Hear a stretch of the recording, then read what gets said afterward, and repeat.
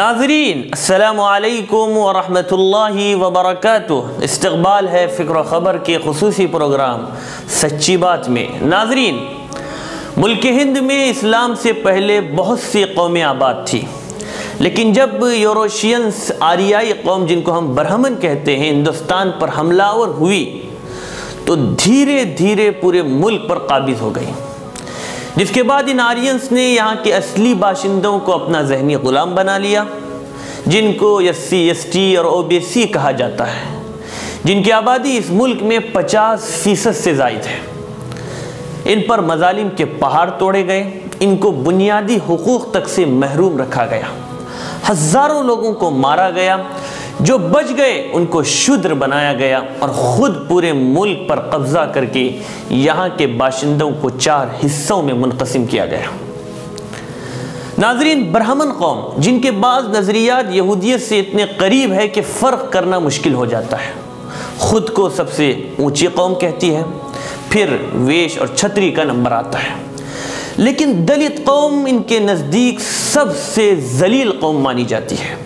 ان خود ساختہ اعلیٰ ذات کے لوگوں نے دلتوں پر ایسے مظالم کیے جن کی مثال انسانی تاریخ میں کم ہی ملتی ہے۔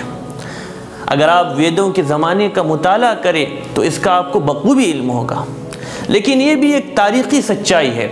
کہ مسلمانوں کے اس ملک پر حکومت کرنے کے بعد اگرچہ شودر طبقے پر مظالم کم ہوئے، لیکن بڑی حد تک اعلیٰ ذات کے لوگ مسلسل اس مظلوم طبقے کو اپنا تخت مشق بنانے رکھنے میں کامیاب رہے۔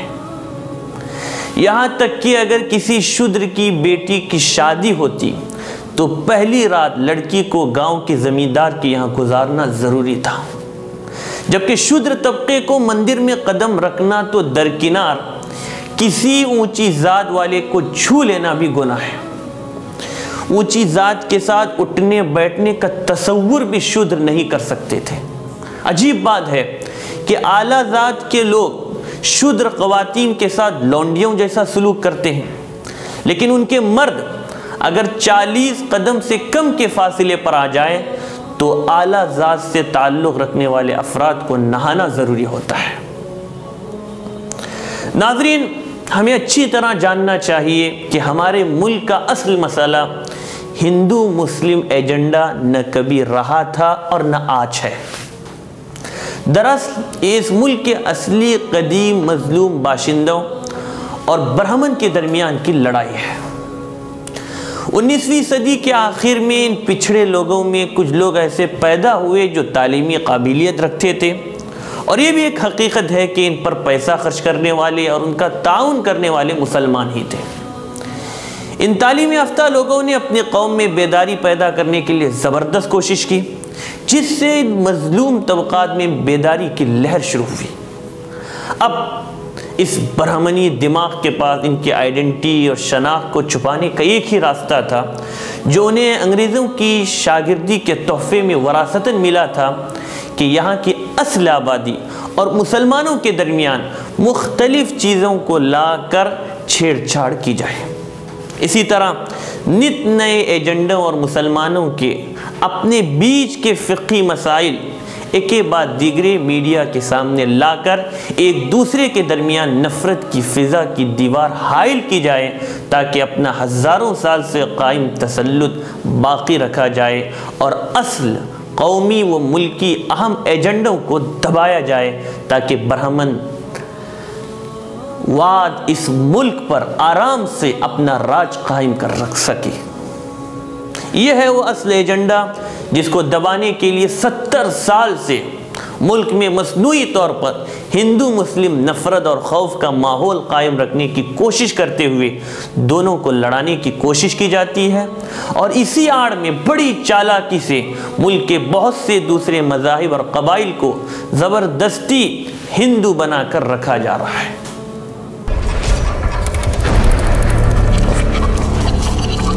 میرے آقا میرے آقا میرے آقا میرے آقا میرے آقا نے غمِ دین میں کیا کیا دیکھا، کبھی طائف کی مشقت کبھی فاقہ دیکھا، میرے آقا نے غم دین میں کیا کیا دیکھا، کبھی طائف کی مشقت کبھی فاقہ دیکھا، آہ ہجرت کی گھڑی دل پہ کیا گزری ہوگی،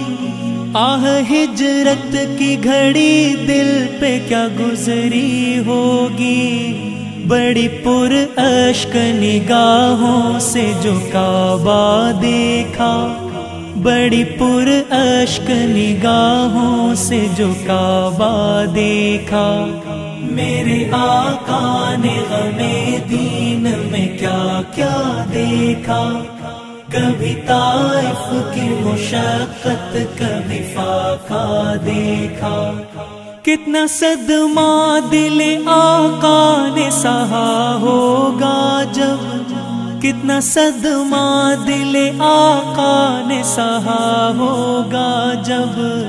دامن احد میں ٹکڑے ہوئے حمزہ دیکھا، دامن احد میں ٹکڑے ہوئے حمزہ دیکھا، میرے آقا نے غم دین میں کیا کیا دیکھا، کبھی طائف کی مشقت کبھی فاقہ دیکھا، آؤ کعبے سے لپٹ جائیں اسی کعبے نے، آؤ کعبے سے لپٹ جائیں اسی کعبے نے، غم امت میں پریشان رخ زیبا دیکھا، غم امت میں پریشان رخ زیبا دیکھا، میرے آقا نے غم دین میں کیا کیا دیکھا، کبھی طائف کی مشقت کبھی فاقہ دیکھا، امتی ہوتے ہوئے ہم نے مدینے میں فقط، امتی ہوتے ہوئے ہم نے مدینے میں فقط، فکر آقا کو نہیں گنبد خضرا دیکھا، فکر آقا کو نہیں گنبد خضرا دیکھا، میرے آقا نے غم دین میں کیا کیا دیکھا، کبھی طائف کی مشقت کبھی فاقہ دیکھا۔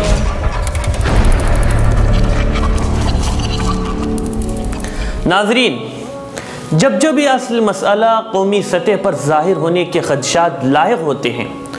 تو اس کو دبانے کے لیے ہندو مسلم میں نئے ایشوز کھڑے کیے جاتے ہیں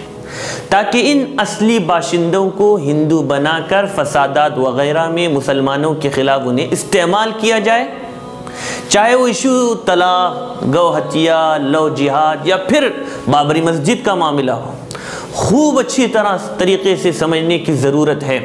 کہ یہ تمام مسائل اور خود بابری مسجد کا مسئلہ بھی ان کا مذہبی مسئلہ نہیں ہے، بلکہ یہ خالص اپنی سیاسی روٹیاں سیکنے کے لیے پورے ملک میں گرمایا گیا مسئلہ ہے تاکہ عوام کو اسی میں الجھا کر رکھا جائے اور اصل ایشوز، مسائل، چاہے وہ طبقاتی کشمکش کے ہو یا اس سے آگے بڑھ کر بے روزگاری، عورتوں کے تحفظ، کسانوں کے مسائل اور ملک کی ترقی کے دوسرے مسائل ہو، تاکہ عام عوام کو ملک کے مسائل پر سوچنے کا موقع ہی نہ ملے، جس کی دسیوں مثالیں دی جا سکتی ہیں۔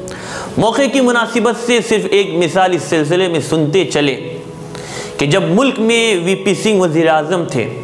تو انہوں نے اپنا ووٹ بینک بنانے کے لیے او بی سی کو منڈل کمیشن کے تحت ریزرویشن دینا چاہا، تو اس وقت کی برہمن قیادت کو اپنی لیڈرشپ کا خطرہ محسوس ہوا کہ اگر ان کو ریزرویشن ملا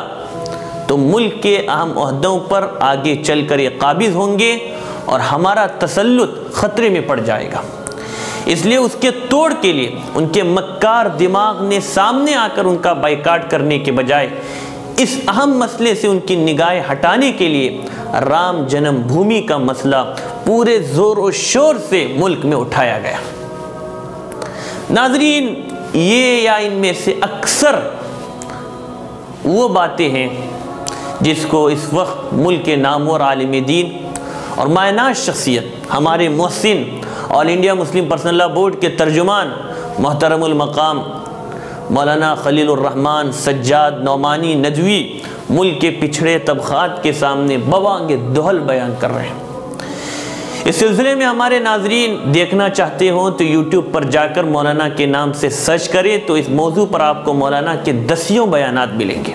اور شاید اسی گناہ کی پاداش میں ملک میں اظہار رائے کی آزادی کے دشمنوں اور شدت پسندوں کا ساتھ دیتے ہوئے جناب وسیم رضوی نے پھر سے نفرت انگیزی اور شرپسندی کا ثبوت دیتے ہوئے مولانا پر ملک سے غداری کا مقدمہ دائر کیا ہے۔ اس سے پہلے بھی اس شخص نے اپنی ناپاک اور گندی ذہنیت کا ثبوت دیتے ہوئے مدارس اسلامیہ پر دہشت گردی کا الزام عائد کیا تھا، جس سے بڑھ کر موجودہ دور میں کوئی جھوٹ نہیں ہو سکتا۔ ناظرین، مولانا جیسے عالم دین جنہوں نے اپنی توانائی اور خون جگر کو اس وطن کی سلامتی اور نیک نامی کے لیے لگایا ہو، ایسے بے لوث خدمت گزار اور عظیم محسن کے ساتھ یہ ناروا سلوک اور الزام تراشی یقیناً اسلام دشمنی اور مسلم دشمنی کی کھلی علامت ہے۔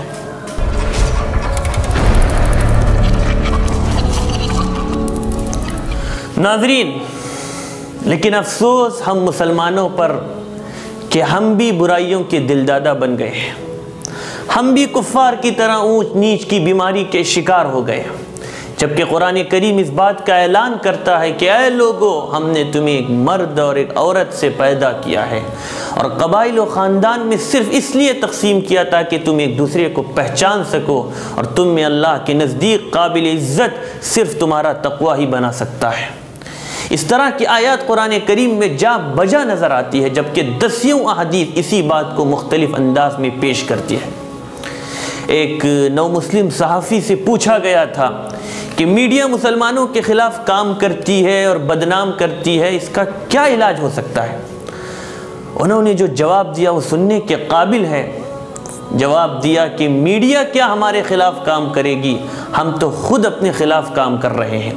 اگر ہم محمد عربی صلی اللہ علیہ وسلم کی زندگی اپناتے تو میڈیا لاکھ چیختی، لیکن عوام خود کہتی یہ جھوٹ ہے، ہم تو مسلمانوں سے اچھی طرح واقف ہیں۔ یہ نہیں ہو سکتا کہ مسلمان کوئی غلط کام کرے۔ اگر مسلمان خود انسانیت سے ہٹ جائے تو کون ہوگا جو انسانیت کا درس دے، محبت کا پیغام عام کرے؟ اس لیے کہ ہمارا مذہب وہ مذہب ہے جسے اپنانے کے بعد ایک حبشی آزاد کرتا غلام کعبے کی چھت پر کھڑا ہو کر اذان دیتا ہے، اور یہ بات دنیا کو بتا دیتا ہے کہ اسلام سے بڑھ کر کوئی چیز لائق ستائش نہیں۔ بہرحال ناظرین، وقت ہو چلا ہے، آئندہ ہفتے انشاءاللہ پھر ملاقات ہوگی کسی نئے عنوان کے ساتھ۔ تب تک کے لیے اللہ حافظ، والسلام علیکم ورحمۃ اللہ وبرکاتہ۔